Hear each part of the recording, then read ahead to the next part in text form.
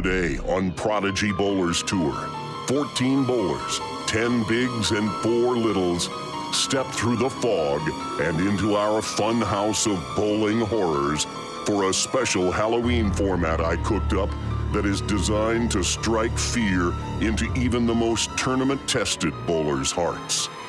We call it Trick or Treat, as easy as 1, 2, 3. And it's built around a series of tricks and treats. Each player begins each game with 1 treat. They can collect additional treats along the way whenever 1 or more colored pins come up in the 1, 2, or 3 pin positions.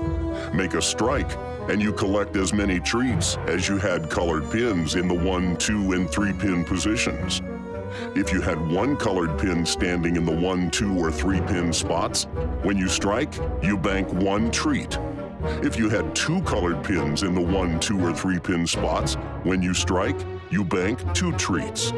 And if all 3 spots, the 1, 2, and 3, are all filled by colored pins, then you can add 3 treats to your bank with a strike. But you'll need those treats, because if you leave a colored pin standing after your second ball in the frame, that's a trick, and you'll need at least the same number of treats in your bank as the number of colored pins left standing in order to continue. If, for example, you leave 2 colored pins standing after your second ball, but you only have 1 treat banked, then you suffer instant elimination. Too bad. But beware. An open frame in which you leave 1 or more colored pins standing in the 1, 2, or 3 pin positions, and it's into the dungeon for you, regardless of how many treats you have banked. Welcome to instant elimination. Remember, each player starts the game with 1 treat in their bank, and each player may call for a re-rack twice per game. Maybe they want colored pins, or maybe they don't. They have 2 re-racks to play with each game. That's how the game is played. It's trick or treat, as easy as 1, 2, 3. Make your spares and you will survive. But don't get so caught up in thinking about the colored pins that you forget there's a match you have to win in order to advance. Good luck, my little friends. Don't let the tricks trip you up. And we can already see, as the 2 of them exchange handshakes, that Rowan's got a whole bevy of colored pins, including a 1 and a 2 pin, so he can pick up a couple more treats. Ooh, well, that's not what he wanted. Now he's got a problem. The 1, 2, 4, 6, 10. Here's how you make it, but he's probably not thinking about making it, or he shouldn't be anyway, because he's got color 1, 2, 4, and 10 pins. He can't leave the 1 and the 2 because that's an instant elimination. He's only got 1 treat. He needs to knock down the 1, 2, and 4. Oh, no. And that's it. Game over. And Hunter has won the championship in the littles, and he can't believe it. Jesse, not a tournament player, as we mentioned earlier, so he hasn't really been in a situation even approximating this. 7 pins or better to win. 6 is a tie. 5 or less is no good. Logan would be the winner. He needs 7.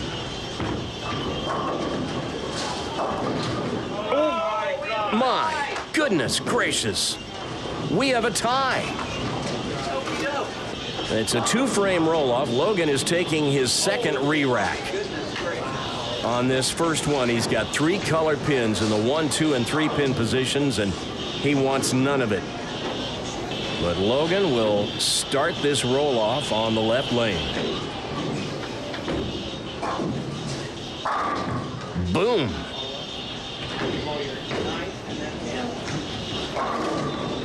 The gauntlet has been thrown down, Jesse. There's a color 2 pin. He could pick up another treat. He's already got 7. I don't think he's going to need it. No, man! And now Jesse is going to take his second re-rack. He's got a 2 and a 3 pin and a 6 pin, and I'm not sure if there are any others, but there's an 8 pin back there as well. But he doesn't want anything to stand between him and getting through this. He's going through a few extra motions this time just to stay loose. There is a color 2 pin, but he is out of re-racks. So he will... Well, no, he won't. He will set the ball down. And, man, need a little more tension.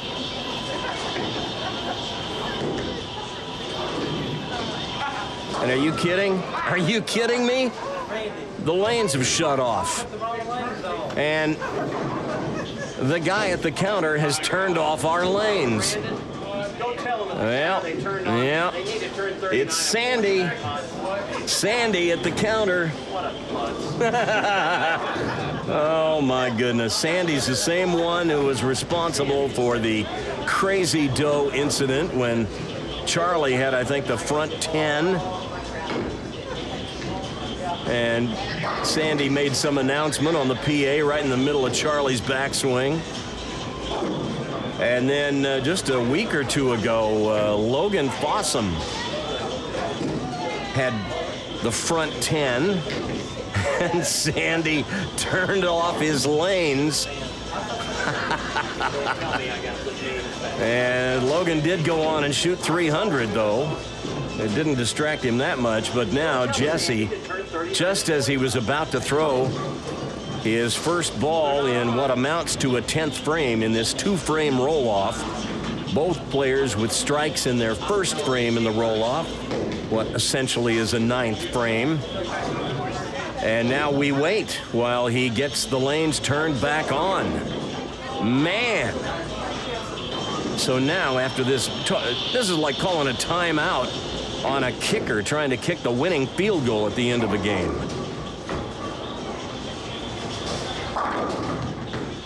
Oh my goodness! What a break! Now Jesse is in the catbird seat. He's really put the pressure on Logan now.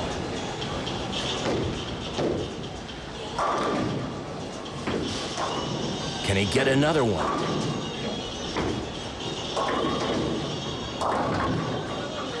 No, it comes up thin.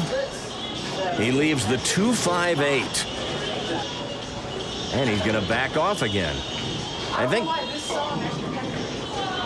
he's complaining about the music that's playing.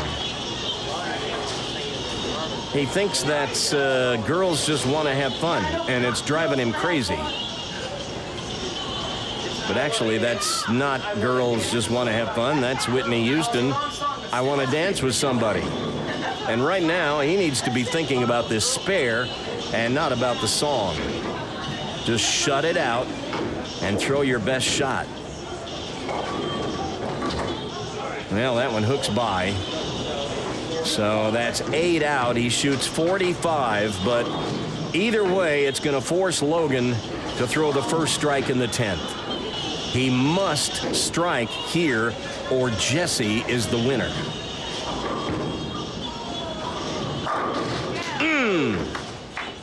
Bullseye. He needs 8. 8 on this ball would shut out Jesse.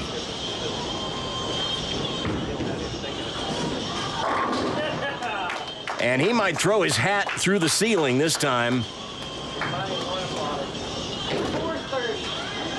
That is the first singles title for Logan Mathis on Prodigy Bowlers Tour, and it came in overtime against Jesse Hamadi.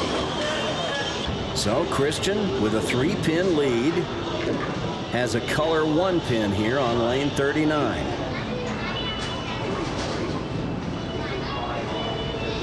A strike here, and he would pocket another treat.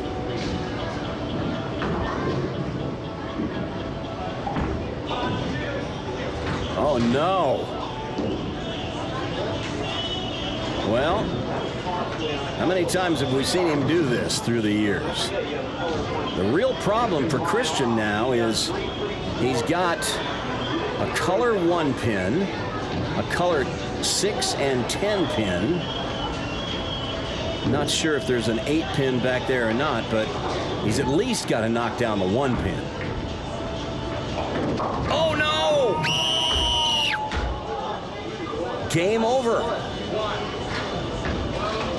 And Nolan Kemp has just won his first singles solo title. And here's how it happened. Christian Manel with a color 1 pin on his second ball, misses it, and cue the foot stomping music. And Christian says, and you won. Woo-hoo. You did it. They say that good things come to those who wait. Well, Nolan's been waiting over 3 years for his first singles solo title on Prodigy Bowlers Tour. And the wait is over. We'll visit with him after this. Now in its 10th season, it's Prodigy Bowlers Tour, celebrating junior bowling and elevating junior bowlers.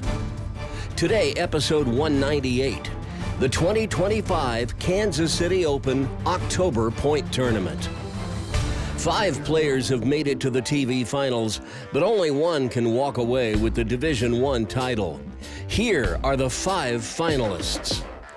Qualifying 5th is Colton Boob, who won here in Gladstone 2 years ago in Division III.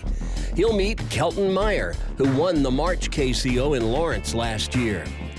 The winner of that match will face Rhett Ryman, who finished 2nd last month at the KCO.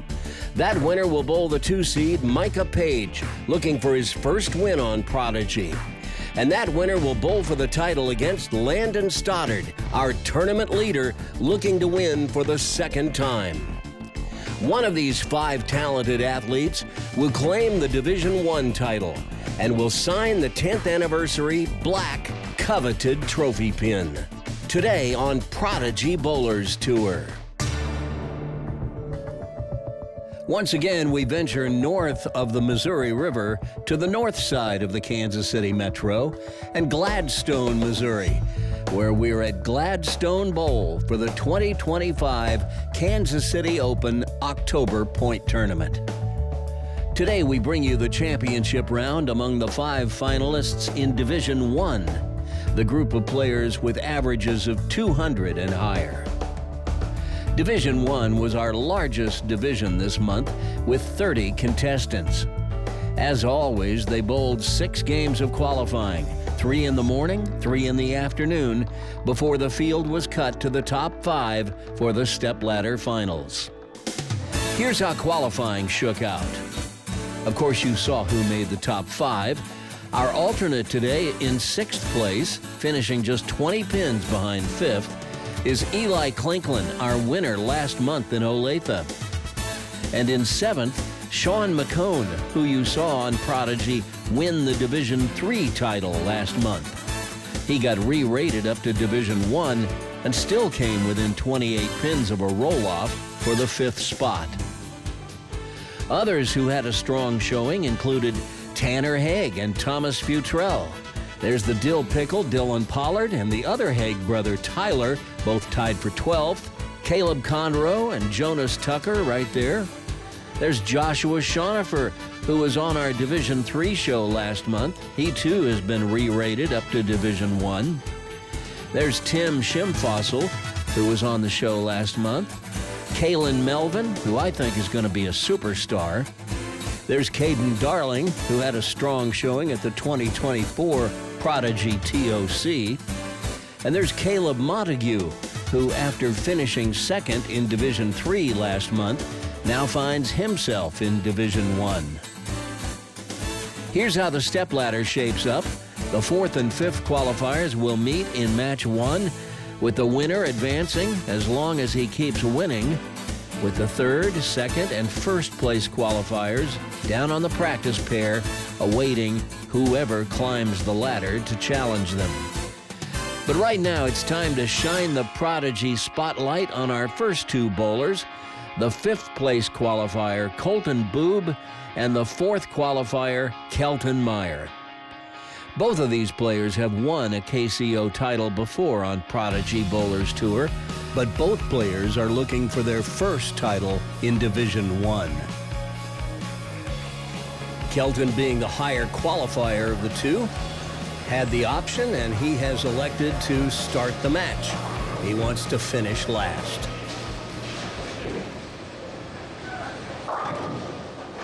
And he discovers what so many have found about these lanes all afternoon, that they're really hooking.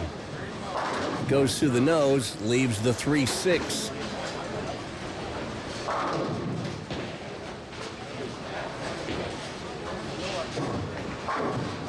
And nearly hooks by it. But a spare to begin. And now Colton Boob. Colton, 14, will turn 15 next month. Kelton will celebrate his 17th birthday in December, so they're about 2 years apart. And Colton with a high hit. So we've got a Colton and a Kelton in this match. I should be able to deal with that just fine, thanks. Colton will go cross lane at the spare. And like so many, he has developed a straight ball release for those right side spares. Important to learn that if you want to be a good spare shooter. Either that or develop a backup ball. It's hard to hook at those right side spares if you're a right-hander. Slaps out the 10 with that one. No need to worry about any right side spares there. That's 10 in the pit. And we'll look at it again. Colton, 5-step approach. He's more of a planter than a slider. Swings it out to about 8. And that 6-pin does the work on the 10. Let's see if Kelton Meyer can match him. Oh, man, I thought he was about to throw that one in the gutter. That was heading so far to the right. But he brings it back like a champ, plants it in the pocket. Watch this. His body is going to block us out from seeing just how far to the right this ball goes. But look at this. That was headed out to about 3 or 4. But, man, there was never a doubt when it left the back of the pin deck.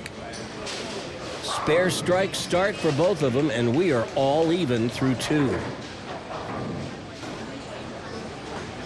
And now Kelton will move over to the left lane.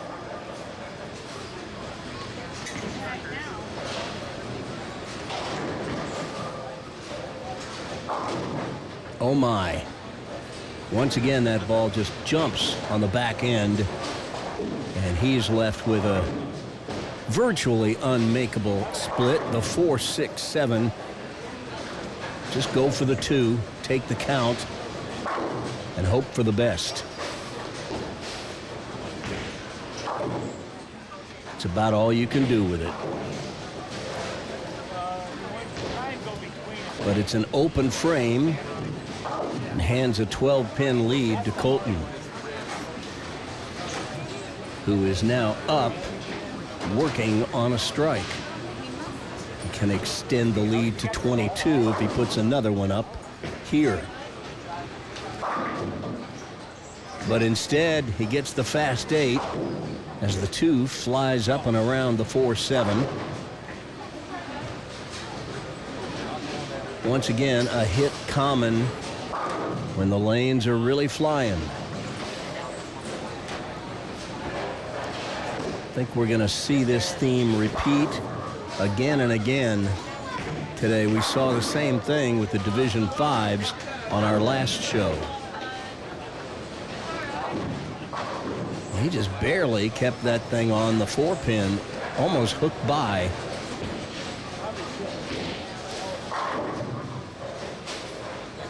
But I tell you what, when the lanes are not giving up many strikes, well, spares become even more important. We're so used to seeing strikes strung by our Division 1s, but this may be a day that spares win it. Crossing over, leaves the 6. Anytime an errant shot leaves you with a single pin spare, I'd have to say that's a victory.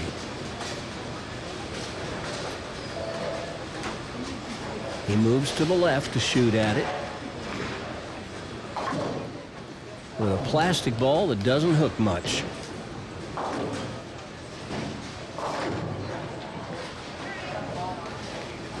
All right, now Kelton, who struck on the right lane the only other time he bowled on it, would like to get another one here.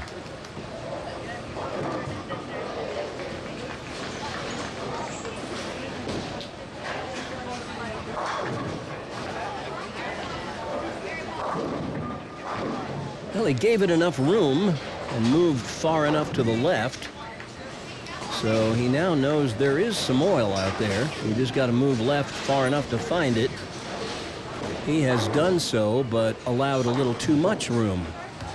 But again, an errant shot, leaving a single pin spare. You take that. And he covers it.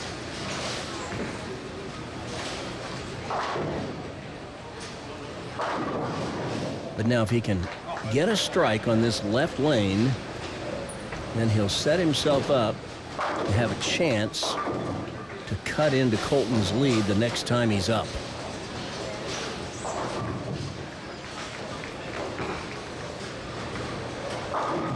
Gave that one a little more room, and it still almost wasn't enough. That ball hit high, but he tripped the 4. I think we'll get another look at it here. Watch the 2-pin. That's the third one from the left. The ball will hit high and send that 2-pin into the left wall, and it comes back and gets the 4 and the 7. All right, Colton.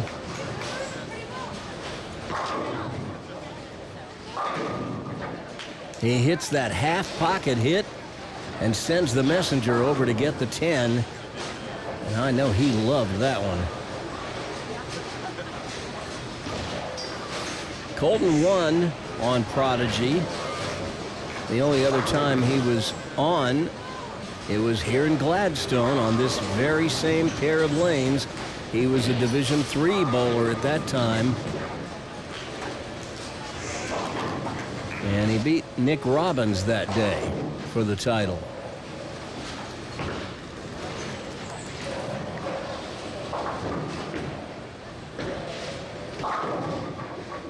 Didn't give that one enough room.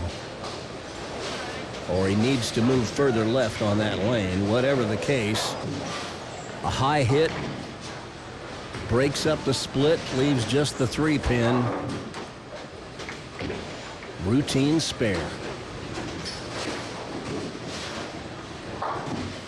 And he covers it. No muss, no fuss.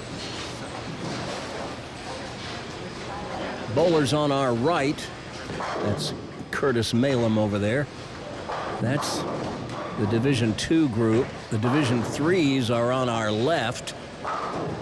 We will recap how their stepladders play out at the end of the show today. Well, Kelton swung that one way out again like he did earlier and brought it back for a strike, but this time It runs out of energy and fails to carry the 10.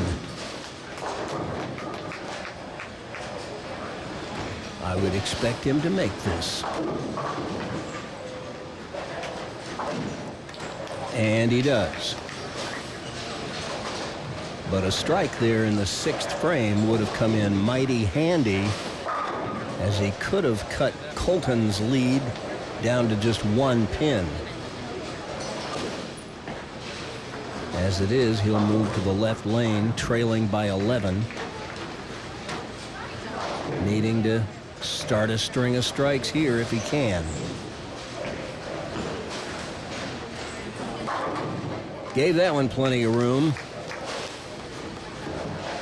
Got the 6 to come off the wall and take out the 10. Watch it here.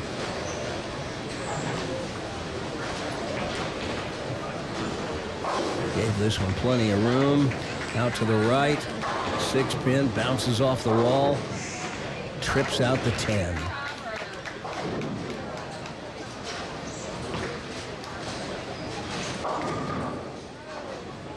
And Colton knocks out the 6 late.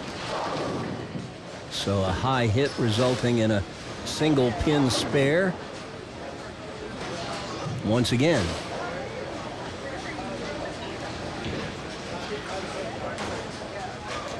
This one should be pretty easy.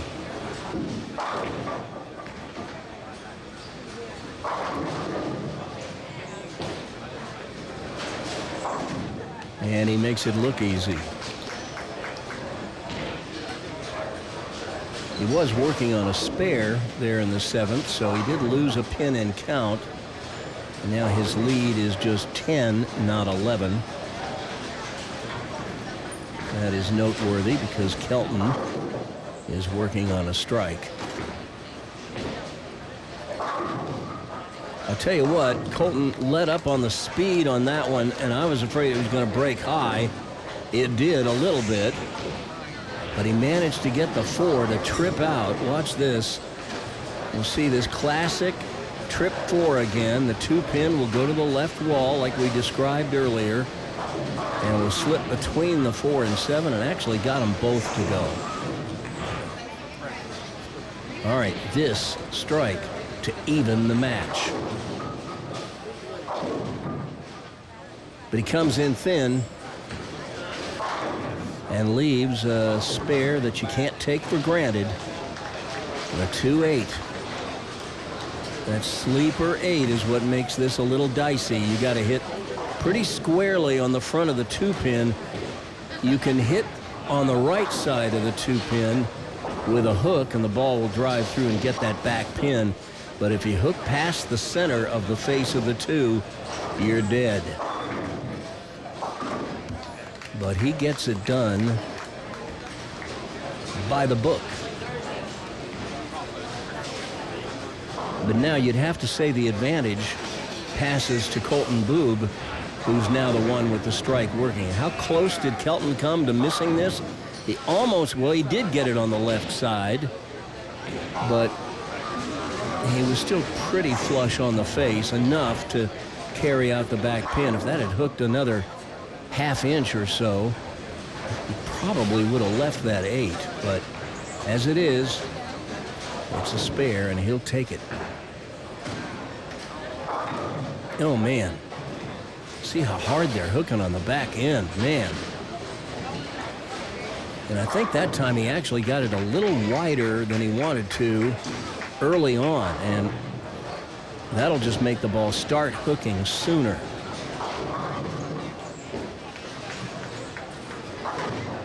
Oh, boy. He knows he got away with murder on that one. Making the 3-6-10 on the left side of the 3 pin. Not the way you draw it up.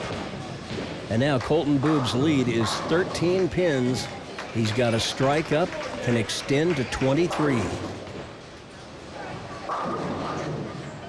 But he nearly left the 4-9.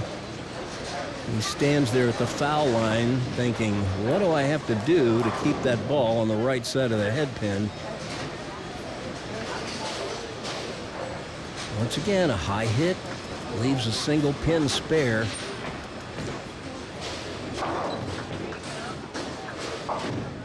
Sometimes being a good spare shooter comes down to leaving easy spares. And that spare was huge, because here's the situation. Heading into the 10th frame, Kelton Meyer can strike out for 195. Colton Boob needs to fill 18 pins in the 10th frame, and he can shut out Kelton.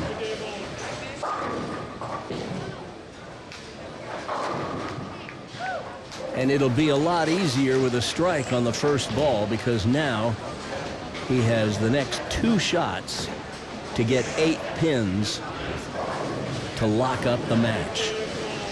Take a look at this wall shot. He'll hit thin on the head pin.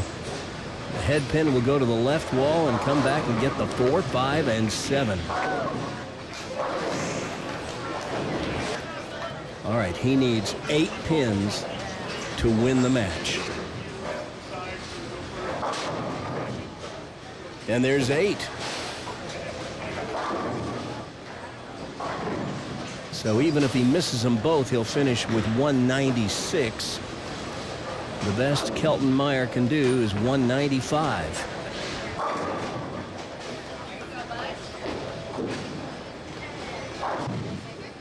There's a spare to fill it up. 198. Tell you what, they're really grinding today.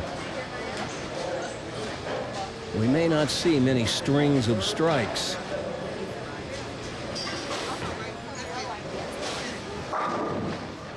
That's a good one there.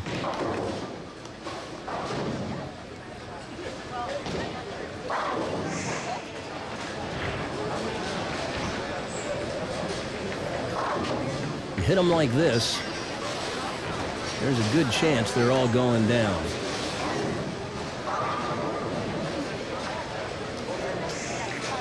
All right, let's see if he can get the first double of the match. Not going to do him any good if he does, but might make him feel a little better. Sure enough, like clockwork, when the pressure's off and it doesn't mean anything, the strikes seem to come a little easier. How many times have we talked about that on Prodigy?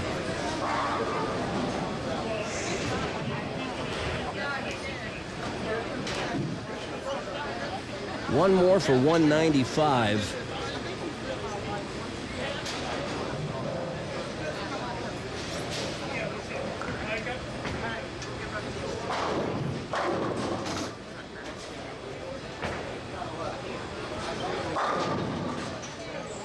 Well, the 10 won't go. It's a 194.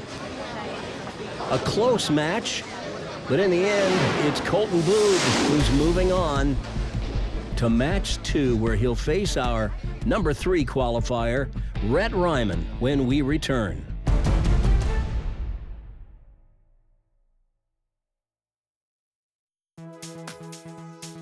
You know, there are lots of ways to support Prodigy Bowlers Tour. One way is to tell your friends about it, and even send a link to the show to friends who may not have seen it before. But if you want to go one step further and show a little financial support for all the work that goes into creating these episodes of the show, and each episode takes about 40 hours to edit, become a Prodigy patron. For just $5 a month, you get early access to each full-length episode of the show, at least a day or 2 before the episode goes public. And for just $10 a month, you not only get early access to each episode, but you also join the elite supporters of the show by getting your name in the show's closing credits as an executive producer. To become a Prodigy patron, go to www.patreon.com/Prodigy Bowlers Tour and follow the directions to become a patron. It's like throwing a little change into the guitar case of someone who's playing guitar on the street. Just a small way to show your appreciation for the work that goes into creating the art that you then get to enjoy. And you'll receive my undying gratitude for your kindness. Once again, go to www.patreon.com/Prodigy Bowlers Tour and become a Prodigy patron.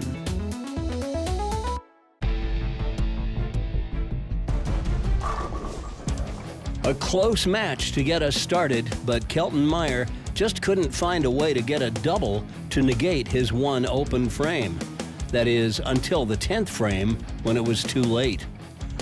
Colton Boob couldn't get a double either, but at least he stayed clean the whole way. But in the end, just 4 pins separated Kelton Meyer from Colton Boob. And now Colton Boob has advanced to match 2 to face our number 3 qualifier, Rhett Ryman. Rhett is coming off a second-place finish last month in Olathe at our opening telecast of the new season. But today, he'll need to win 2 matches just to get another crack at the title.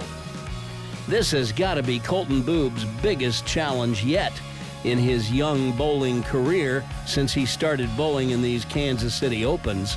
For one thing, this is his first season in Division I, and now he'll need to put on his big boy pants to take on one of the elite players in the KCO Division I field and a former Player of the Year.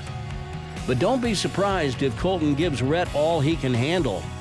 These lanes don't look to be yielding many strikes, so this could be a battle for survival.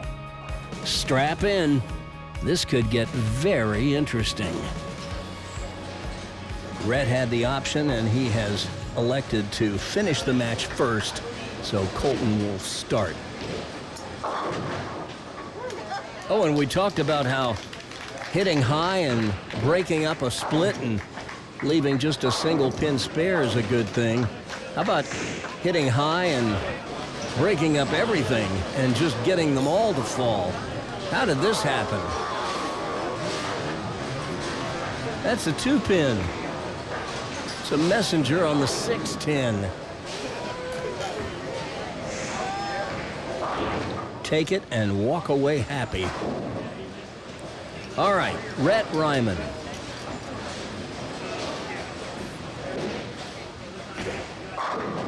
Gives it the big loft to try to delay the hook and keep it on line. And find some success with that method. He's very comfortable throwing it hard and lofting it a long way. Look at that. That ball didn't get to the floor until it was about 10 or 11 feet down the lane, almost to the arrows. The arrows are about 15 feet from the foul line. And he is asking the KCO Board of Directors observer, Shelley Patterson, if he can take a re-rack. And it's easy to see why he wants it. See the 3-pin? Sitting a little off spot to the left, giving him that narrow pocket that leaves for a bigger gap between the 3 and 6. Anytime you get a narrow pocket, especially when it's the 3-pin setting off to the left, if you're a right-hander, it's a good move to punch that off and take a re-rack, as that kind of setup is just begging to leave a 10-pin. This rack looks a little better.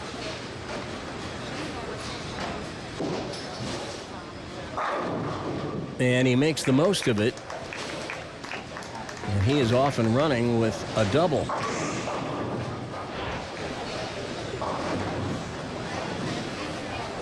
We've seen Rhett go crazy. He can string the strikes. He shot our first 300 game after Prodigy moved to the Kansas City area a couple of years ago. Uh-oh. Colton wide right with that one. A little overcorrection trying to keep that ball off the nose. And now he's got the washout. Here's how you make the 1, 2, 4, 10. Put the ball on the left side of the head pin and try to throw it over into the 10. The ball will get the 2 and the 4. And look, we've got another washout to our left. Micah Elias, who just left that in Division III. Oh, no. Colton with a big miss. Not only does he have an open frame, but he short counts.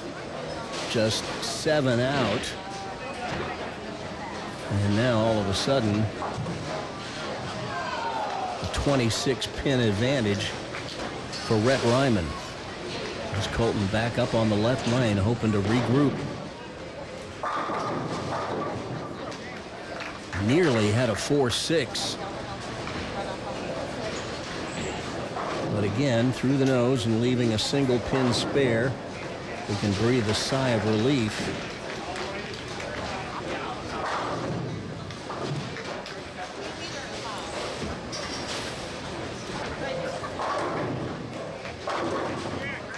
We go cross lane at it. And make short work of the 4-pin. Well, Rhett Ryman, who's 18 years old, he turned 18 just a couple of days after the deadline. If you turn 18 before August 1st, you're done. You've aged out of youth bowling, but his birthday came just after the deadline, so he has this one final year of eligibility. He started bowling at the age of 7, and his first league when he was 10, so he's been at it a while. He has 5 300s and a 797 series. And he has 3 strikes in a row to start this match. And a big lead, 36 pins out of the gate. Well, we can't even count all the titles this guy's won. He's won a bunch of KCOs. He's got 3 HOAs, the Heart of America Tournament Series here in the Kansas City area. He won the Kansas Pepsi Tournament. He was a state champion, high school bowling, a couple of years ago. And a former Prodigy Player of the Year, an honor he shared with Nolan Nash and Caden White that year. But his good fortune with that big loft runs out as that ball hooks sharply on the back end, and he leaves the 3-6-10. I tell you what, it's hard to loft it that much with accuracy. Takes a lot of strength and energy. And look at that, he nearly hooks by the entire spare with a spare ball.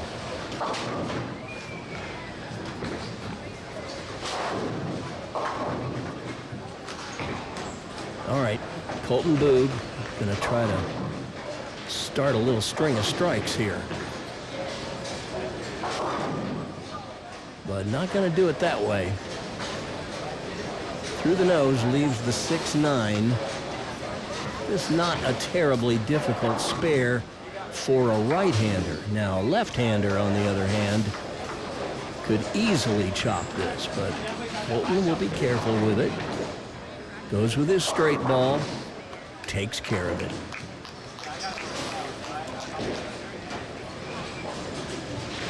Well, Colton started bowling when he was 11. As I mentioned earlier, he's 14 for about another month. He turns 15 at the end of November.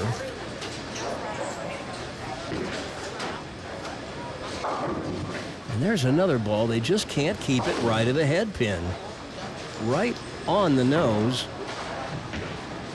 Lucky to leave just the 3-6.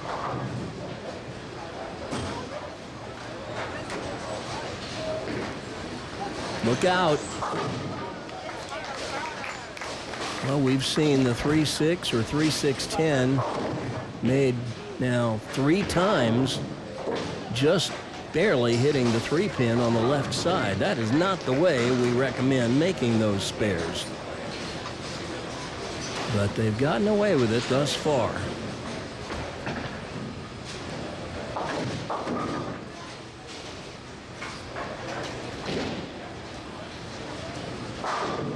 All right, Rhett working on a spare and nursing a 37-pin lead.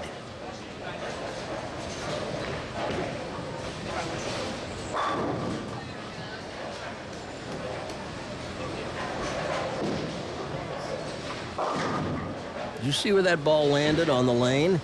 It was almost to the arrows.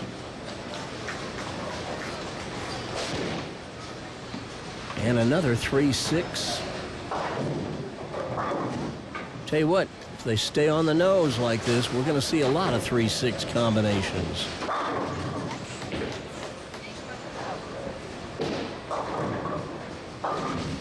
And he chops it. So that'll tighten this match a little. Now the lead is just 24.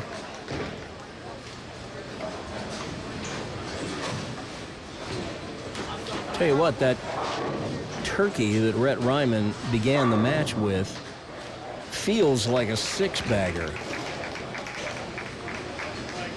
As little as these lanes are yielding strikes.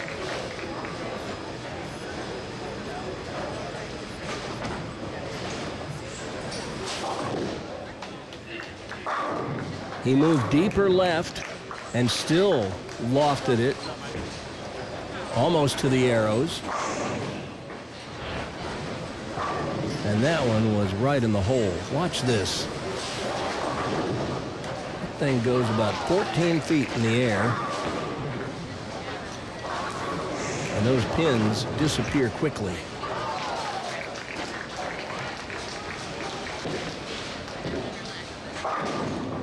Oh, man. Colton throwing that thing as far to the right as he can, or feels like he can. And it still hits high. Leaves the 4. And he has no problem with that. His problem is he needs some strikes to get back in this match.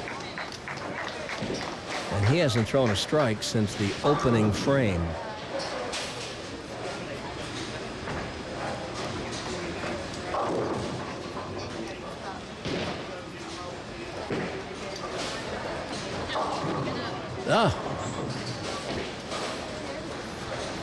Right through the heart, man. Well, we've seen the 4-6-7 already today. There's not much you can do with this. Take the 2 on the left, hope one bounces out. Well, that's not how you get it done. That's another short count. He's gone 7 out twice in this match. And when you're trailing like he was, you can't be just throwing pins away. Now Rhett Ryman's lead is 41 as he gets up in the 7th with a strike working in the 6th. Which means a strike here in the 7th, he can extend the lead to 51.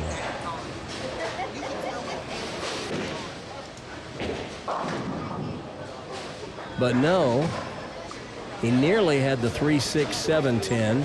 The 7 went out, but then something knocked over the 6. And although the 3-10 isn't the most difficult split there is, you do have to pay attention to it. Here's how you make it. Put the ball on the right side of the 3-pin. The ball should deflect over into the 10, depending on how much it's hooking when it reaches the 3. But he misses it altogether. You got to hit the pin in front on every spare. And he runs past it. And there's another open frame to tighten this match a little. It's still a 29-pin difference between these two. Rhett still in the driver's seat. But now with 2 opens in the last 3 frames. And you can't like how that feels going into the last 3 frames of a match.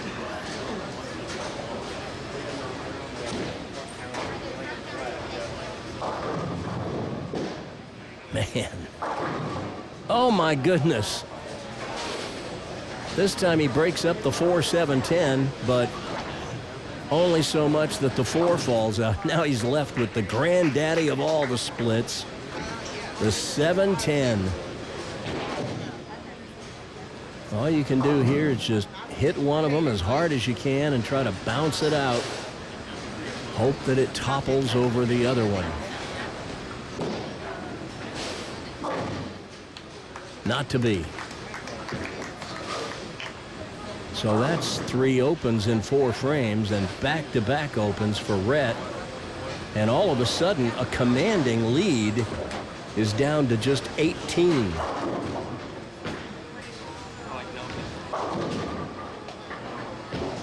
Colton, another high hit. Could have been a split. Nearly had the 6-10. Broke it up. Now he has just the 10 pin. He's handled this spare pretty easily today. And he does again. But he doesn't need spares right now. He needs strikes.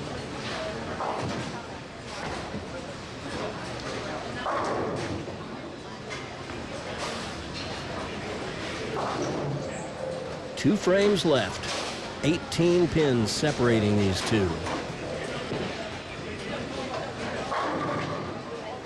That was a much better shot for Colton.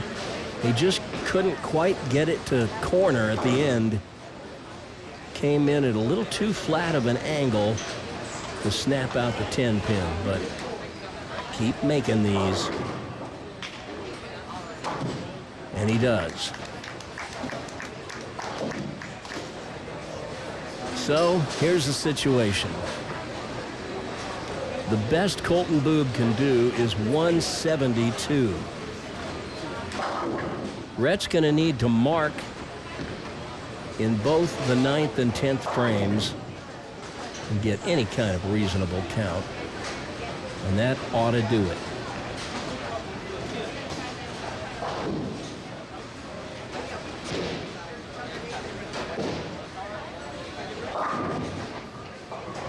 Another 3-6 combination, but this one's got company with that 9 pin in the back. That makes it a little more difficult spare. You want to put the ball on the 3 and 6 high enough so that the ball can drive through and get the 9 pin.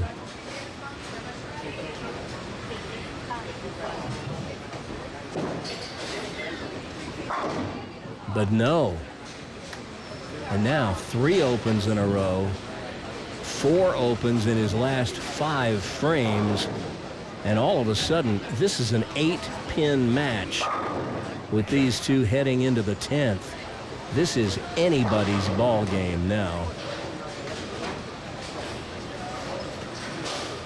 Rhett's going to need to double here in the 10th to shut out Colton. A strike in the 10th and 11th to win the match.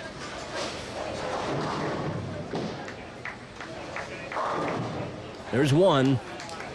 And boy, I tell you what, he was living dangerously with that one. It came in high and tripped the 4. Watch it again. A 2-pin will go to the left wall and trip out the 4 and 7 like we've seen a couple of times today. But man, that was a high hit. Could have been a 4-9. But now it comes down to this. He needs a strike on this ball and 3 pins on his fill to shut out Colton Boob. Must strike. Oh, my goodness. Well, he got them all to go.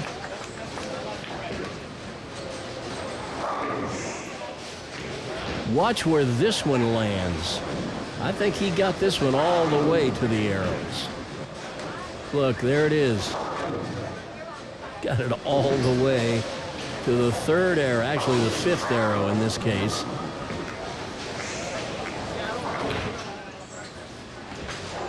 He needs 3 pins on this ball, and he will win the match. He got that one past them all. Oh, my goodness. I've never seen anybody do that. Unless they were on a PBA telecast doing a trick shot, throwing the ball over a chair. And I don't know if you heard him. He said, I don't know what to do. Maybe throw his spare ball. It's a crossover for Colton. But it's going to be too little too late, even if he strikes out. Watch this. Crosses over. I think that's the head pin that gets the 9. Doesn't really matter at this point.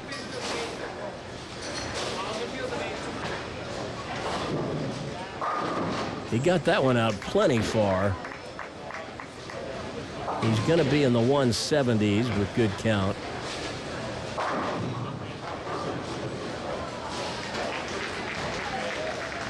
Final score is going to make this match look a lot closer than it was for most of the frames. An 8 count, it's going to be a 170. 179 to 170. But Rhett let Colton back in the match at the end until he closed the door. But I tell you what, I don't know what Rhett's going to do in this next match. He's running out of room to move left, and he can't loft it all the way to the pins, although I think he might like to.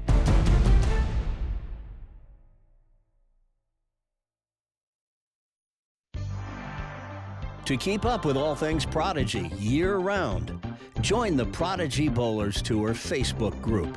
It's absolutely free, and you'll get behind-the-scenes info about the show and some of the players you see bowling on it.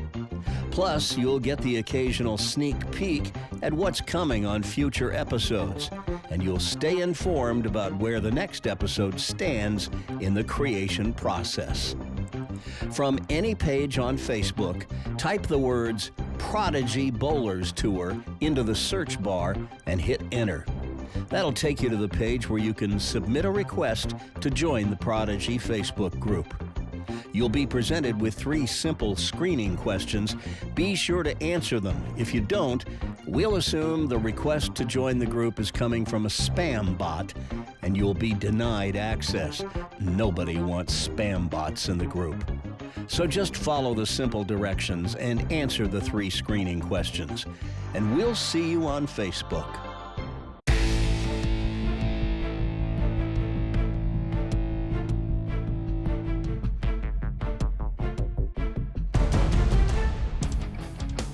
Well, the final score implied that the match was a lot closer than it really was. Rhett Ryman got off to a fast start, and after the first frame, Colton Boob just couldn't get another strike until the 10th frame. So Rhett enjoyed a big cushion. That is, until 3 straight opens in the 7th, 8th, and 9th made the final score appear a lot closer than the match ever really was. Still, a 4th place finish for Colton in Division 1 is a big step forward, and he's clearly on a trajectory that suggests he's going to keep getting better and better.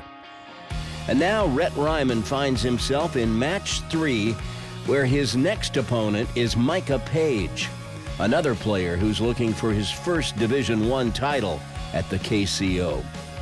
Micah performed well at the Prodigy TOC last June, and securing the 2 seed through qualifying tells me Micah Page is ready to take that next step. But he's got a tough opponent in Rhett. Something's got to give, and one of these 2 is going to bowl Landon Stoddard for the title today. Which one will it be? Well, we're about 20 minutes away from finding out. Micah Page, who finished 5th at the Prodigy TOC this past summer.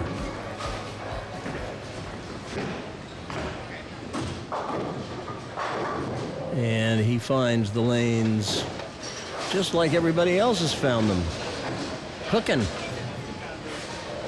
Puts that one through the nose, lucky to leave just the 4-7.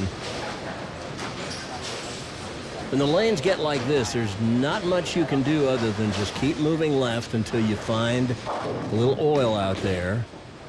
Or throw something weaker. Oh my. You cannot afford to be missing spares, because strikes are going to be hard to come by.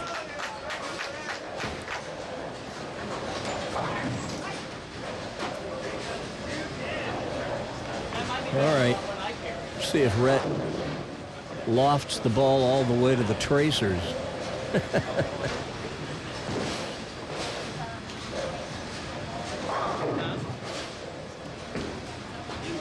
He's going slower and slower. Probably just trying to build up strength to do it. That was not as much of a loft as we saw the last few shots. I don't know if he moved a little farther left or what. There is a little oil in there. If you move far enough, you'll find it.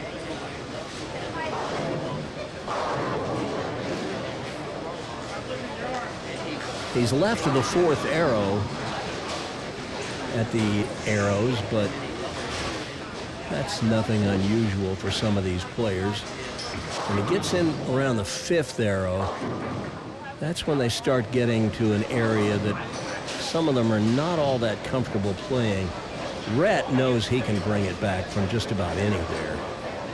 So I wouldn't think that he would have a mental block about playing further left. There's the big loft again. And a double to start. And tell you what, doubles are huge when the lanes are like this.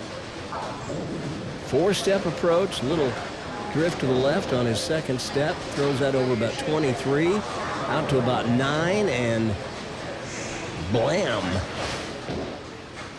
Down they go. All right, Micah, let's bounce back here. Another high hit. I really like his game, though. He's real solid at the line. I don't know if you noticed how in balance he is and how nice and steady his head is as the arm comes through the release. There's a good spare. The main thing is his balance, though.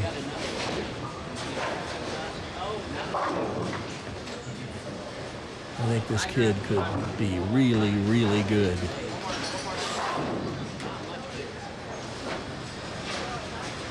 We were saying at the end of last season, he might be one of those Division I's that steps up to the next level. And here he is. He moved a little farther left that time, and he was on about the fifth arrow. And I think that's where they're going to need to be. Watch this. He is so far left. He's walking up in the gutter, really. Okay, that wasn't quite the fifth arrow, but it was about 22, 23 at the arrows, and gets that 6 pin to slap out the 10. All right, Rhett got a double to start. Can extend the lead to 31 right here. But the 6 wraps around the 10. The right-hander's nemesis, the ringing 10. How many times have we seen it?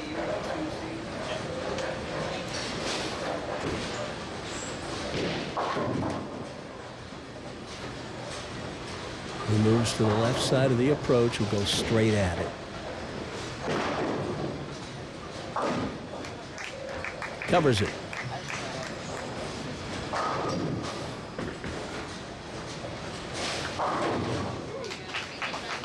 Well, tell you what, this guy's pretty good. It's kind of an understatement. He's been one of the top youth bowlers in the Kansas City Metro for a few years now. He's been a mainstay on Prodigy. And this is the third KCO telecast he has made.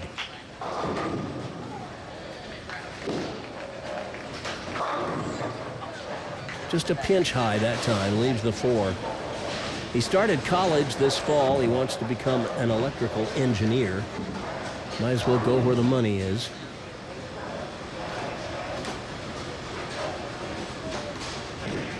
Says his best moment in bowling came when he shot 300 as a freshman while winning state.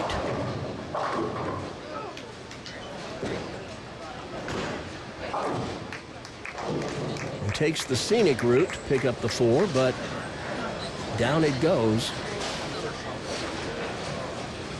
But now Micah Page with a chance to cut the lead to 9 with a strike here in the 4th, and then if he strikes again in the 5th, he can take the lead. But first things first, needs this strike in the 4th to make it a close match. There you go. He gives it plenty of room and plays, I don't know if he played for the wall shot, but he got the wall shot. Watch this.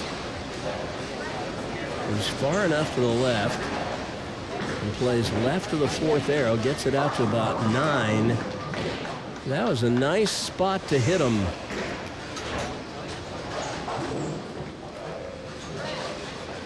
But now this could be the key shot of the match.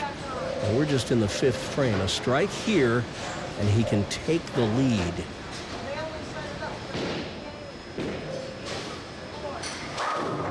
Oh! How did that not go? My goodness. Watch it again. The classic Stone 7. Watch the 2-pin go to the left wall and turn around, coming back in front of the 7. Easy spare.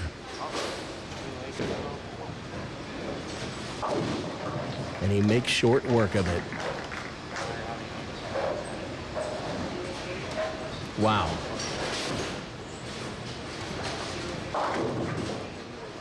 We might look back on that one later in the match.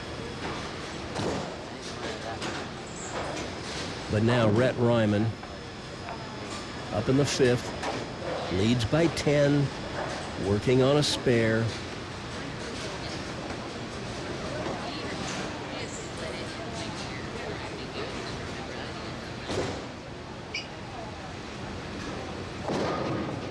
Wow.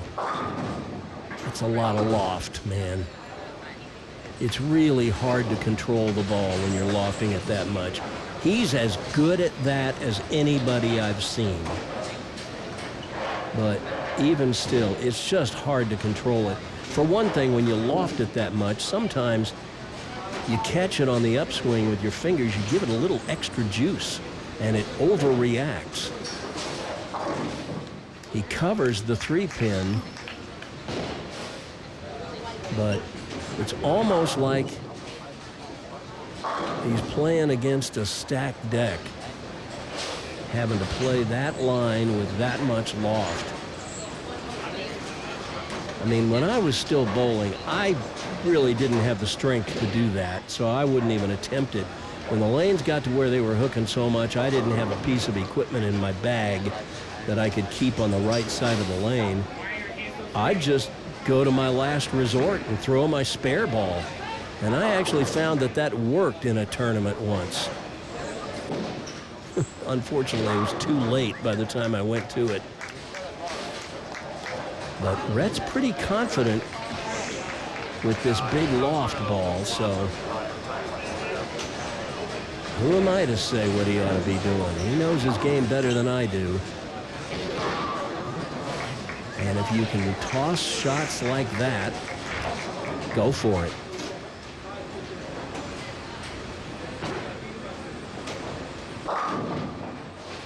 Well, I don't know if you could tell at that time. Micah actually looked to be throwing a pretty good shot, but he got that one a little too wide, and it hit the driest part of the lane out there to the right a little early, and so it started hooking early.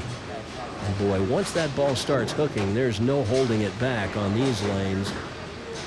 You need it to hook or start hooking a little later down the lane. Oh, and you can't be doing that. Well, that's an unforced error. And now Rhett moves out to a 21-pin lead. And my advice to any player bowling Rhett Ryman is don't give him any gifts. Because most of the time, he will cash them in.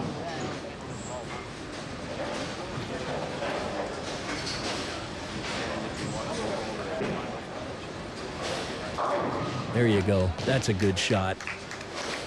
He didn't get that one so far to the right so soon. And so, it didn't hook early. Watch this. He'll keep this one a little bit farther to the left. A little ironic, though, isn't it? Throws it farther left, it finishes farther right. But when you're bowling on the house shot, that's kind of the way it works. Get it out there to the right where it's dry, and it'll start hooking immediately. All right, Rhett, 21-pin lead. A strike working can extend to 31 here.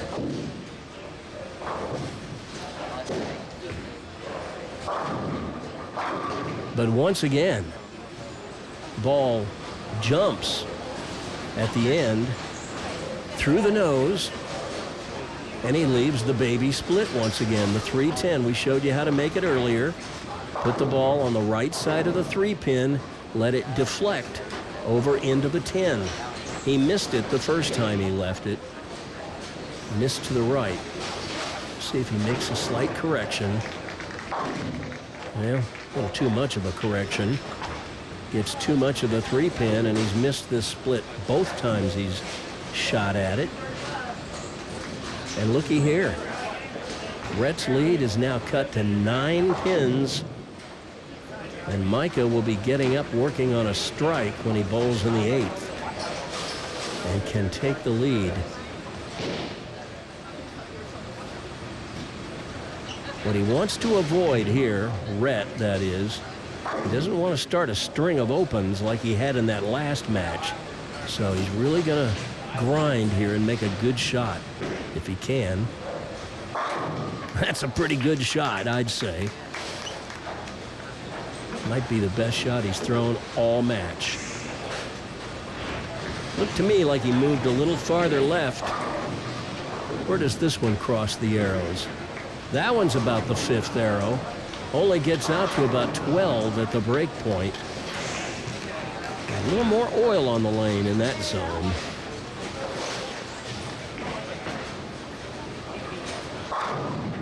Oh, man. Micah just throwing good shots, but not getting rewarded. A stone 7 earlier when he could have taken the lead. And now a ringing 10 when he could have taken the lead. Now he missed this spare the last time he shot at it. In the 6th, he needs to make it here. And he does. But once again, we've got a match that is within a mark. So as we head to the 9th and 10th, it comes down to who can make the clutch shots when it matters.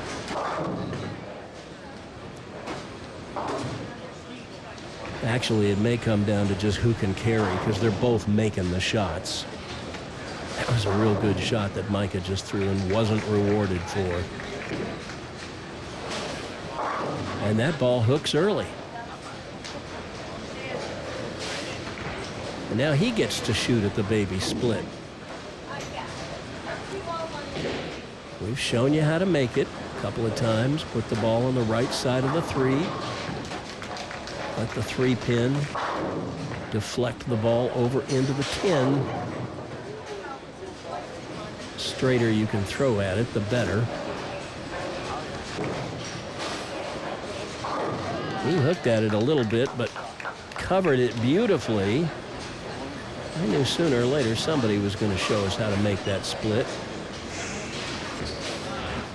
Take another look at it here and see how Micah fits that ball perfectly between the 3 and 10. All right, here's the situation. Micah can strike out for 194. Rhett is going at a 195 pace, meaning spare strike spare, and he'd shoot 195. If he can double here, he'd really be in the driver's seat. But instead, he leaves a very missable spare. The bucket, the 2, 4, 5, 8. Well, there's more ways to miss this spare than I would really want to list. Here's how you make it. Put the ball on the 2 and 5. Let that ball carry out the 8. The 2 should get the 4.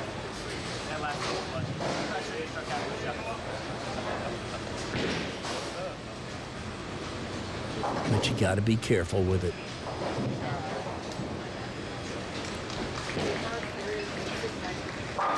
Oh, he hooked over to the left side of the 2 and still made it. You can't count on that method working every time, but he got away with it.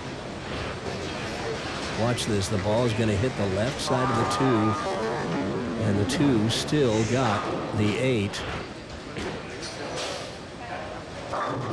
And now he's asking for a re-rack once again, and you can see why. See how that 3-pin sitting a little bit to the left of where it should be. I tell you what, it's subtle, but that narrow pocket is sometimes enough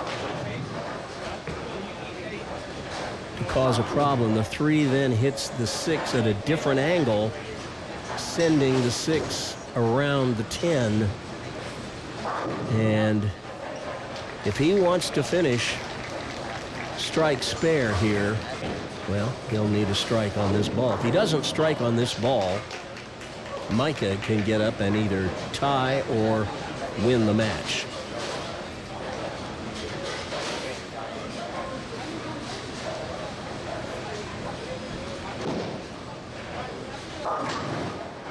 And there you have it. An 8 count has left the door open for Micah. The best Rhett can do now is 193. Micah can throw 3 strikes in the 10th for 194. So it's going to come down to what Micah can do in the 10th.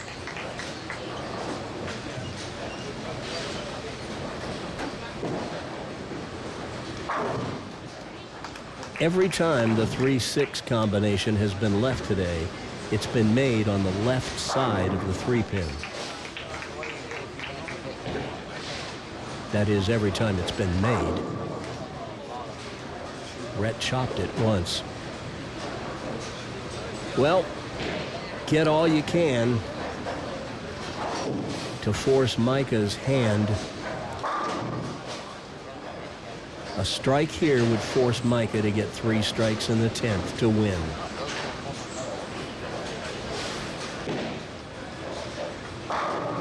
There you go. Rhett's done all he can do.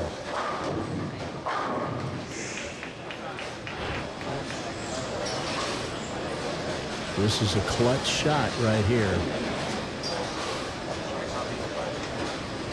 High flush. But now it comes down to this. Micah Page, 3 strikes to win, 2 strikes and 9 to tie. Must strike on this ball. Oh, just can't keep the ball on the right side of the head pin. And Rhett Ryman has won the match and will be bowling for the title for the 3rd straight time at a KCO, dating back to the KCO Invitational. And Micah runs past the 3-6-10, but it really doesn't matter. Even if he'd have made it and struck, he'd have come up a little short. So Rhett Ryman is moving on. And now he will face our tournament leader, Landon Stoddard, for all the marbles. Next.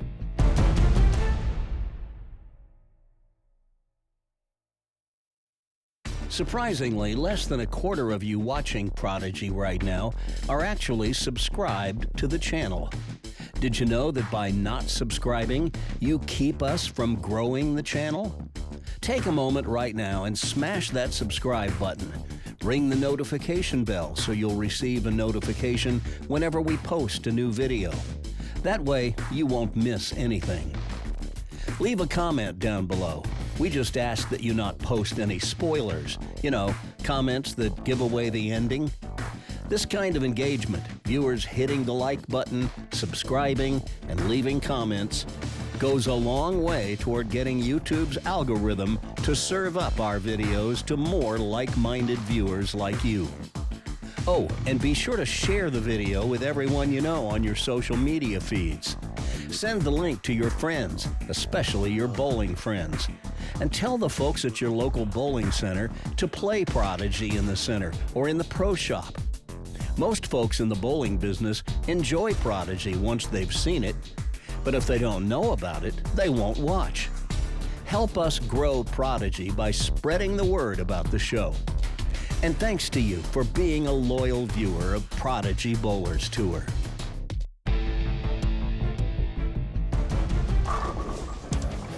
On a day when the lane conditions are demanding and scores are low, neither player was able to dominate the other. And even though Rhett held the lead for the whole match, he never was able to put it away. So when he threw his last shot, all he could do was sit down and hope that Micah didn't clip him at the end. But Micah needed 3 strikes in the 10th to win, 2 strikes and 9 to tie, and that proved to be too tall an order in a match where both players were only able to muster a single double. But I tell you what, we'll see Micah again on Prodigy. Right now, Rhett Ryman is back on the doorstep of another win. He won the KCO Invitational in June, finished second last month in Olathe, and today, for the 3rd time in a row at a KCO tournament, Rhett is bowling in the championship match once again, this time against our tournament leader, Landon Stoddard. Landon used to be a frequent visitor to the stepladder finals, but an injury to his bowling shoulder forced him to reimagine his game. He switched from a high backswing one-handed style to a two-handed style, but in so doing, he had to completely rebuild his game almost from scratch. But here he is, finally breaking through, and now has a chance to validate his decision to make the change. The one time Landon won on Prodigy, he won all 4 stepladder matches and went through a murderer's row of opponents to claim the title. Today, he only needs to win 1 match to claim the prize, but he's got one of the very best youth bowlers in the Midwest standing in his way on a pair of lanes that are not yielding many strikes. This should be interesting. And for the 3rd time today, Rhett is taking a re-rack on this left lane. And you got to figure it's a narrow pocket once again.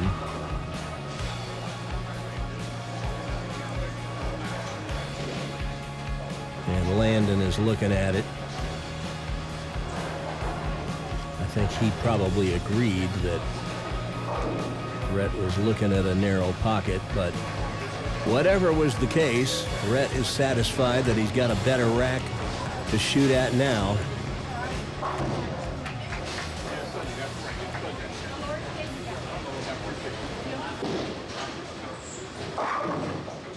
Oh dear.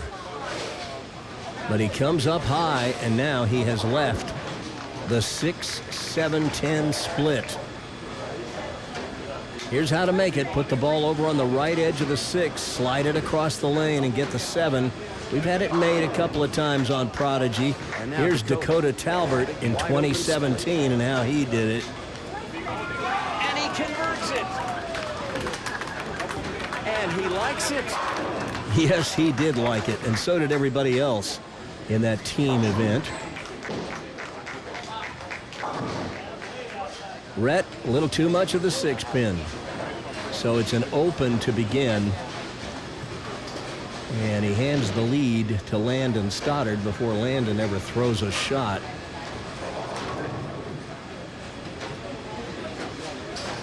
Now, I got to tell you, Landon had an ice pack on his bowling shoulder a little while ago. I don't know if that's related to the injury that forced him to go to two-handed. He switched to two-handed because of a shoulder problem. So I don't know if this is related or if it's another injury. Oh, dear. Oh, well now, talk about a good break. Going through the nose and managing to leave just one. He had the 3-9-10 staring at him. Something tipped the 10 over into the 9. And now all he's got's the 3-pin. You would think he would have no problem with this. When I first saw Landon Stoddard bowling two-handed, well, first of all, I couldn't believe my eyes. But I thought, you know what? If he's switching, that is a pretty gutsy move. Because he was already a really good player. I mean, he was in the stepladder finals about a third of the time at the KCO.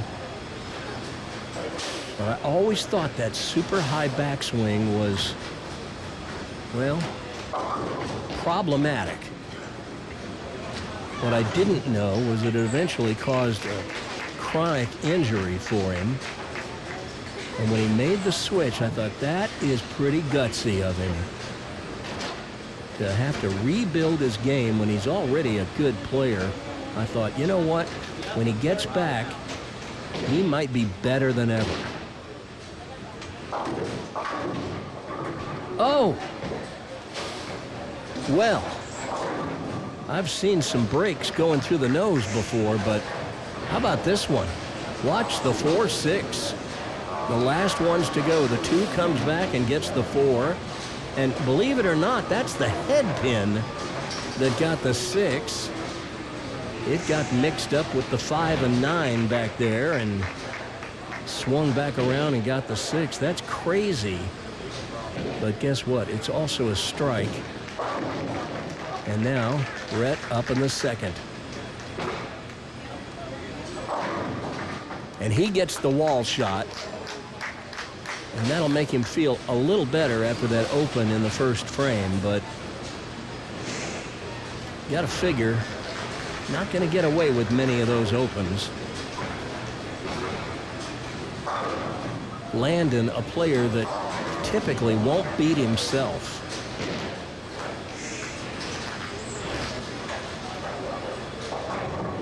But then again, neither is Rhett.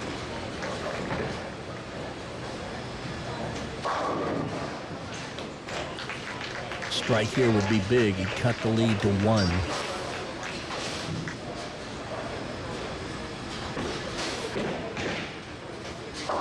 Oh, he moved farther left. Didn't have to loft it as much. And that's set in the pocket beautifully. Watch this. That's about the 5th arrow. Only got it out to about 13. The pocket is 17. So from its widest point on the lane, it only had to hook 4 boards to get back. All right, Landon. Strike up. Extend the lead back to 11 here. Pulled it. And nearly mixed it up for a strike, but leaves an easy spare. The 9-pin.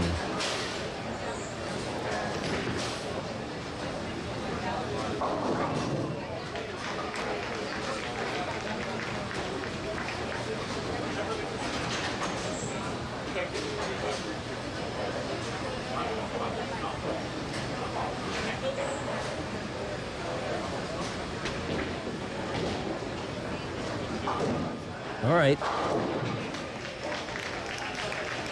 I don't like how he's falling off balance at the end. That's not what I'm used to seeing from him. When you see a right-handed bowler fall off to the right like that, it's usually because they get their spine angle tipped a little too far forward, which shifts their center of gravity up and gets out in front of their base. The brain knows not to step forward when they fall out of balance, so they'll foul. So they tend to step off to the right to catch their balance.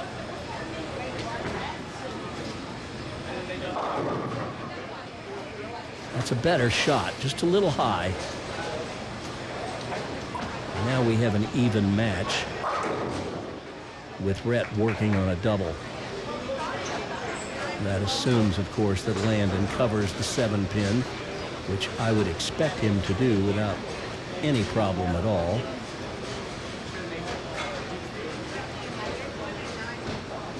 This kid, one of the most likable, nicest guys that bowls the KCO.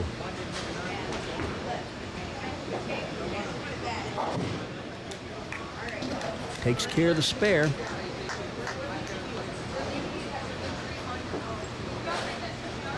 Landon kind of understated, quiet, keeps to himself.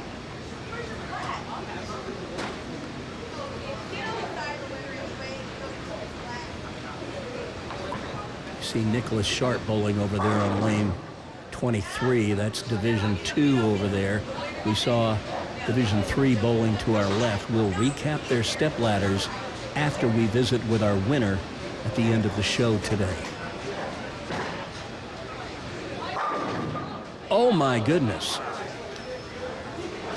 Well, I don't think I ever would have predicted seeing Rhett Ryman leave an 8-10, but he has had to move so far to the left. And he may have moved just a little too far to the left. Or maybe threw the ball just a little too hard. When you come in from that kind of angle,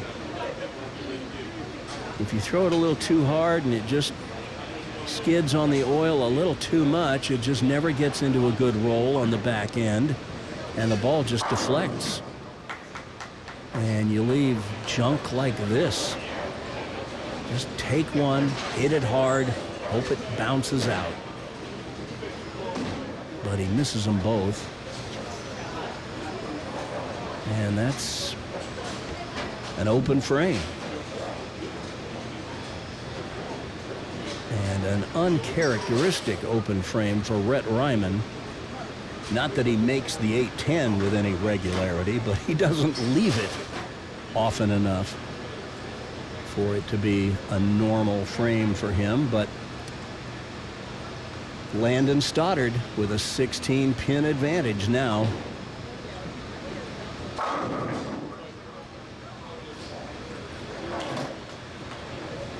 And Rhett really taking his time. Yeah, he got all of that one when he let it go. He may not have just caught it all at the bottom of the swing when he left that 8-10. It's hard to know, but man, he got a handful this time.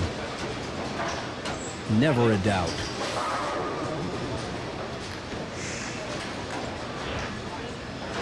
All right. Boy, Landon would love to throw a double here in the 5th and 6th and really take command of this match.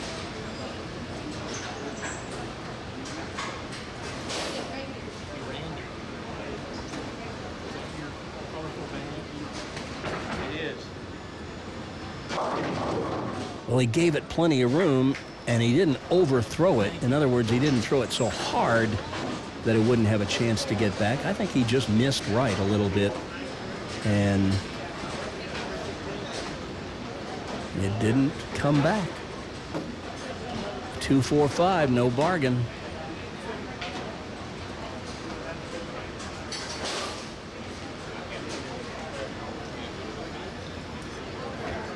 I like to see the kids play this down the left side of the lane so they don't come in from the right side where you've really opened up the space between the 2 and the 5 to invite a chop.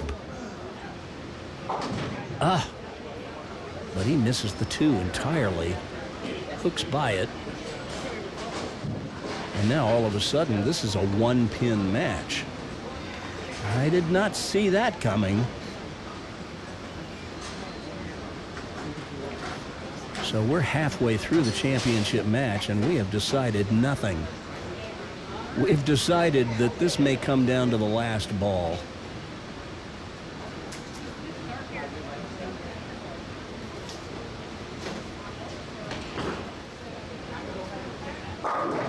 Oh yeah, that's a much better shot.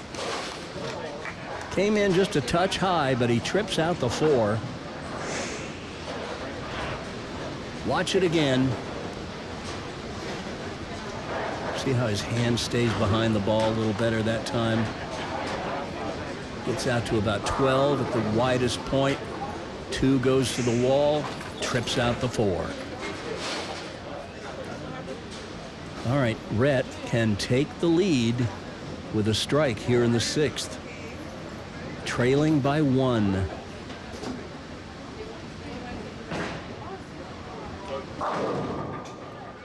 No dice.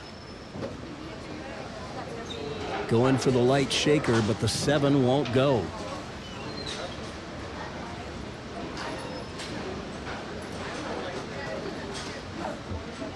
Well, I tell you what, these matches where they just are grinding on every shot, really having to work for every spare,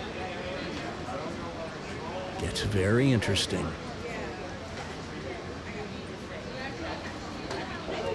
Kind of inching his feet a little farther to the left. Doesn't want to hook past it. Not much danger of that happening, but there's a spare for Rhett.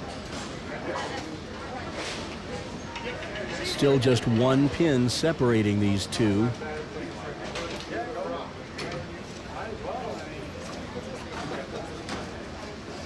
You see the top of the black coveted trophy pin sitting on the table just behind Rhett.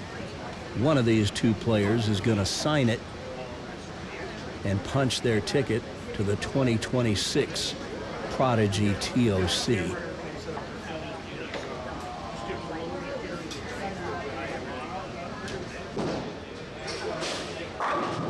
Oh, Rhett loved that one when it left his hand. You saw him bend over at the waist, put his hands on his knees. Here's his footwork, 4-step approach. Heel first on the final step, the sign of a planter. And that was stuffed. All right, Landon with a strike working can extend his lead to 11 if he can get another one here in the 7th.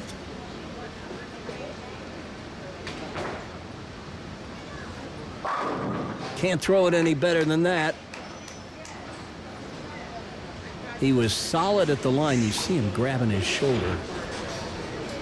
Here's a side-by-side of these two, both two-handers, but a few differences. For one thing, Rhett generates a ton more ball speed. Here they are, synced up at the release. But watch how much faster Rhett's ball gets to the pins.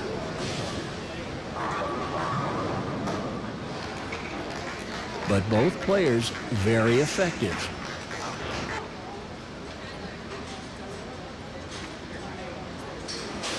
All right, Landon with a chance for a turkey here and maybe go out to a 21-pin advantage. There you go. Wow. Talk about taking control. Watch this.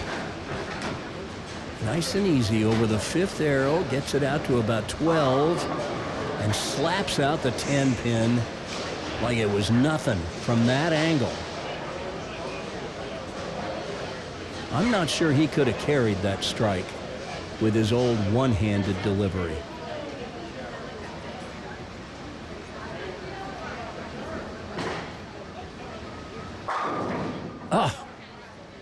Well, we've seen some excellent shots today not be rewarded, and you got to put that one in that bucket.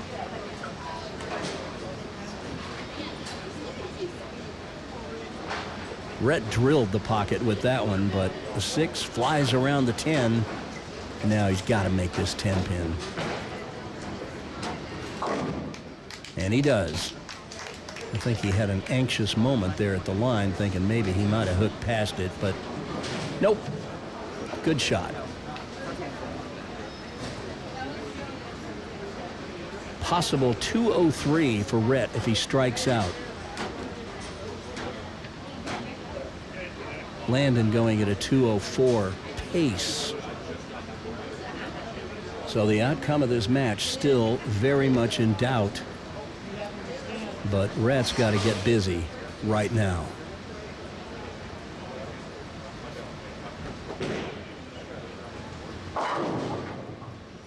Through the nose.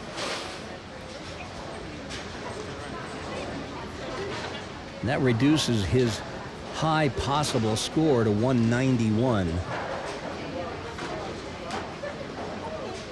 Which means Landon takes one small step toward a victory. It's a spare for Rhett, so that 191 is still in play. That's the number Landon has to beat.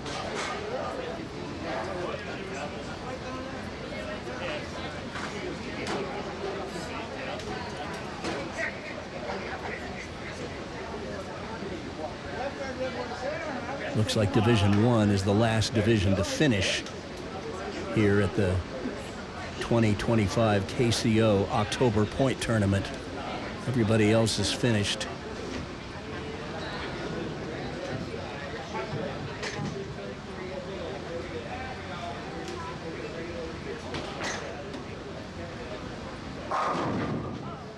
Good commercial shot.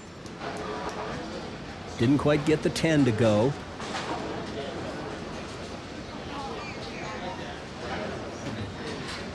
A spare here will give him 163 in the 8th with a spare up. He'll still need a mark in the 10th to shut out Rhett.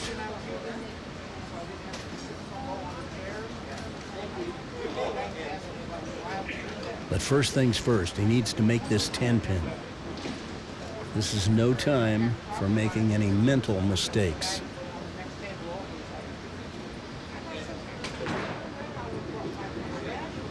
Oh no! The plot thickens. So now the situation is this. Rhett Ryman can shoot 191 with 3 strikes in the 10th. If Landon gets spare strike or strike spare, he shoots 191. For Landon to shut out Rhett, he'll need to double in the 10th and then get 1 pin on the fill ball. Anything less and Rhett can either win or tie.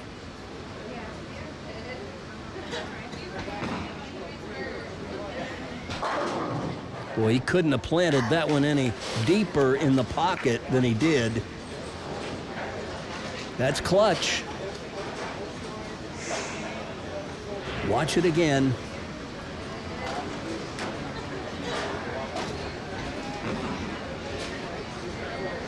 I coach a lot of kids that are bowling two-handed, and the one thing I see most often, especially with the younger ones, is they don't keep that right arm in a straight line from the shoulder down to the ball.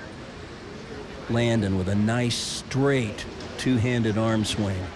Needs this strike for a chance to shut out Rhett.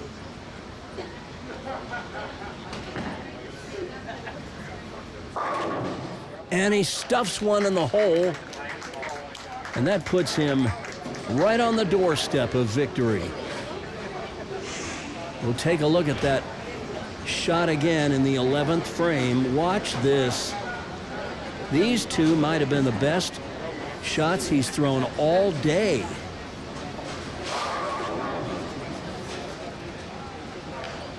And now all he's got to do is get 1 pin and stay behind the foul line.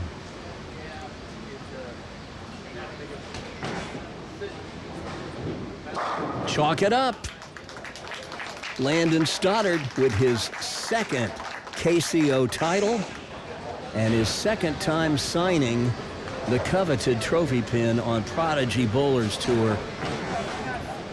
I tell you what, 3 strikes in the 10th when it didn't look like we were going to see 3 strikes in a row all day. We only saw that happen, I think, maybe twice.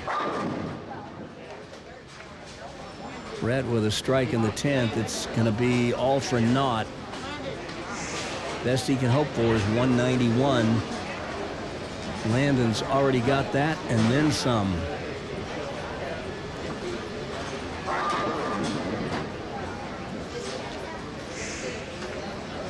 Good shot.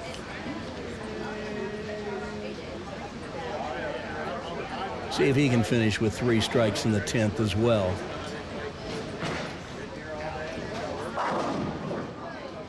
Maybe not, but still, it'll be 181 after he takes care of this solitary 4-pin.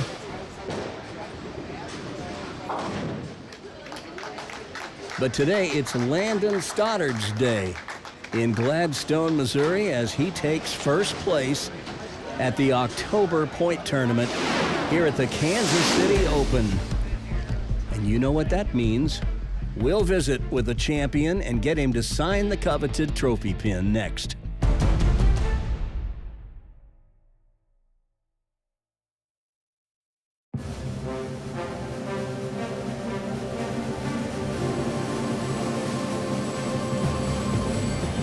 In 2016, when Prodigy Bowlers Tour was first launched, the kids on the show were just bowling for bragging rights. But a viewer of the show, Amanda Mayer, left a comment on one of the videos saying if there were an actual prize they were bowling for, you might get more kids to enter. And with that, the coveted trophy pin was born. On each show, the winner would sign the coveted trophy pin, and that tradition has continued until today. At the end of each season, we hold the Prodigy Bowlers Tour Tournament of Champions, or Prodigy TOC for short, and the winner claims the pin as their own. Early on in the show's history, some of our winners opted to give the pin away, but in recent years, the victors have figured, if the coveted trophy pin is all that coveted, then why wouldn't I want to keep it? I wouldn't argue with them, and so they have kept it. There were a couple of years in there during the pandemic where we didn't award a coveted trophy pin. But here's the list of winners through the years. Charles Bostic in 2017. Peyton Smith in 2018. Nick Dissinger in 2019. Production of the show was suspended in 2020 due to the pandemic, so the 2019-2020 coveted trophy pin was orphaned mid-season. But just before I moved back to Kansas City from Atlanta in late 2021, we gave that final Atlanta coveted trophy pin to the winner of the Farewell Atlanta episode of the show, and that pin went to Hunter Moffett. In 2022, we shot and released our first Kansas City-based episode, the 2022 KCO Invitational, but there was no coveted trophy pin. Then, in the fall of 2022, when we started covering the KCO each month, a new coveted trophy pin was put in play, and in 2023, it was won by P.J. Dokalis. In 2024, Rhett Ryman was the first to break tradition and keep the coveted trophy pin when he won it. And in 2025, Eli Clinklin claimed the Prodigy TOC title, and along with it, the coveted trophy pin. Once again this season, all the winners at all the KCO tournaments throughout the current season are qualified to bowl in the 2026 Prodigy TOC, where the current coveted trophy pin will be claimed by the next Prodigy TOC winner.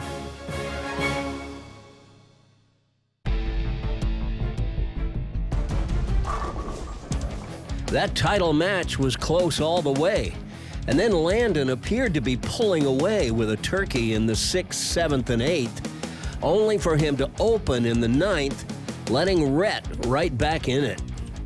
But after a double in frames 2 and 3, Rhett just couldn't string any strikes the rest of the match, and in the end, It was Landon who put the match away with 3 clutch strikes in the 10th to shut out Rhett. So it's another second-place finish for Rhett Ryman and a second KCO title for Landon Stoddard to go along with the one he won in Leavenworth at the February KCO back in 2024. And this time he did it with his reworked game and his new two-handed style. It's got to be a satisfying victory for Landon. Let's get you down to the lanes so you can hear what he has to say about it. Been about a year and a half, maybe, since the last time we had a visit with Mr. Stoddard here, Landon. But that was when he won at Crown Lanes in the dark, I might add. Pretty dark in that bowling center. And today, he just defeated a tough opponent who had just won a couple of matches in Rhett Ryman, and you did it with one good arm. How was that? I was just trying to make sure that I got my spares and made sure that I left makeables because these lanes were really, really dry and really tough today. They were dry today. And so when I walked up behind you while you were getting ready to bowl the step ladder, you had an ice pack on your right shoulder. Now, I know that you switched from one-handed to two-handed some months ago because of a shoulder issue. Was this the same thing? No, this was something else caused from helping my dad out with this Jeep and stuff. So it was just something that happened because it was like progressive overload. So I worked on his Jeep, kind of messed it up then, but I kept bowling and bowling and bowling. And then that's where I got to my AC separation today. Well, you overcame an injury, and that's no small feat. You beat a tough cookie in Rhett Ryman. That's no small feat. And, you know,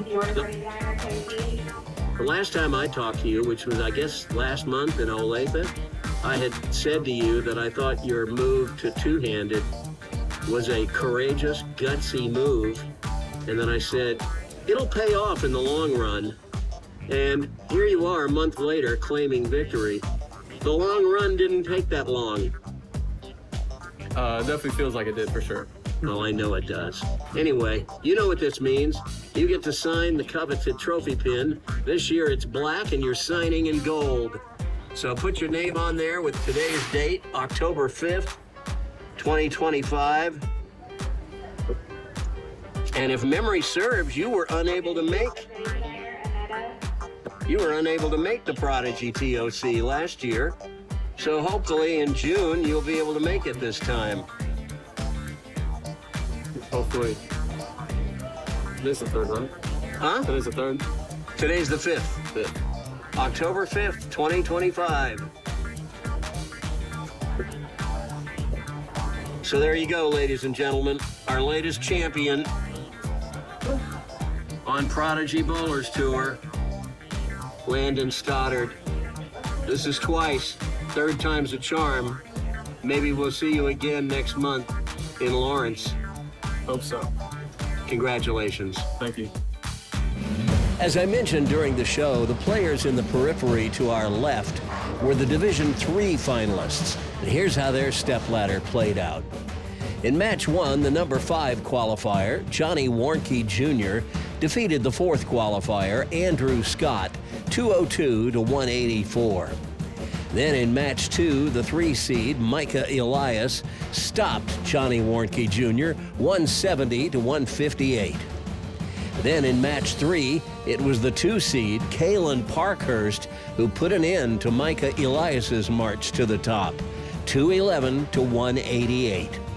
And that set up the championship match where the tournament leader, Nicholas Grissom, beat Kalen Parkhurst in a close one, 216 to 211. And as I mentioned earlier, the players bowling in the periphery to our right were the Division II finalists. And here's how their stepladder shook out. In match 1, the number 5 qualifier, Curtis Malum, defeated the 4th qualifier, Caleb Standridge, 194 to 166. Then in match 2, it was the 3 seed, Devin Jones, who upended Curtis Malem 182 to 149. In match 3, Devin Jones kept it going, downing the 2 seed Emiliano Cruz 238 to 171. And in the championship match, it was the tournament leader, Nicholas Sharp, who claimed the title over Devin Jones 225 to 196. On our previous episode, that's episode 197, you saw Shane Wood claim top honors in Division 5 over Kanan Duncan. And we told you about how Xander Yim won the Division 4 title over Adam Wilson. So congratulations to all 5 champions who were crowned at the 2025 KCO October Point Tournament. In Division 5, Shane Wood. In Division 4, Xander Yim. In Division 3, Nicholas Grissom. In Division 2, Nicholas Sharp. And in Division 1, Landon Stoddard. All 5 champions are eligible to bowl in the season-ending Prodigy Bowlers Tour Tournament of Champions in June. More about that as we get closer to the event.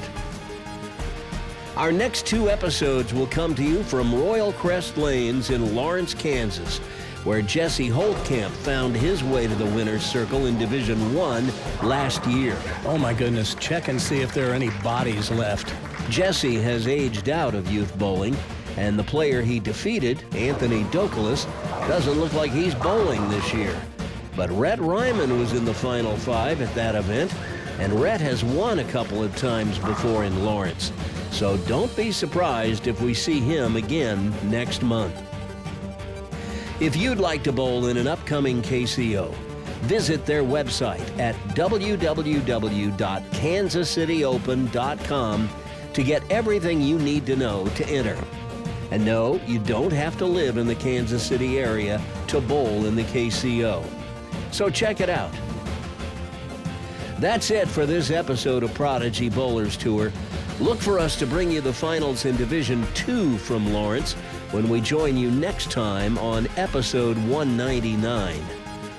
In the meantime, this is Coach Randy reminding you to stay behind the foul line and keep kicking out the corner pins, not the foul lights and ball returns. And I'll talk to you next time from Lawrence, Kansas at the November KCO, right here on Prodigy Bowlers Tour. Now, go get your bowl on.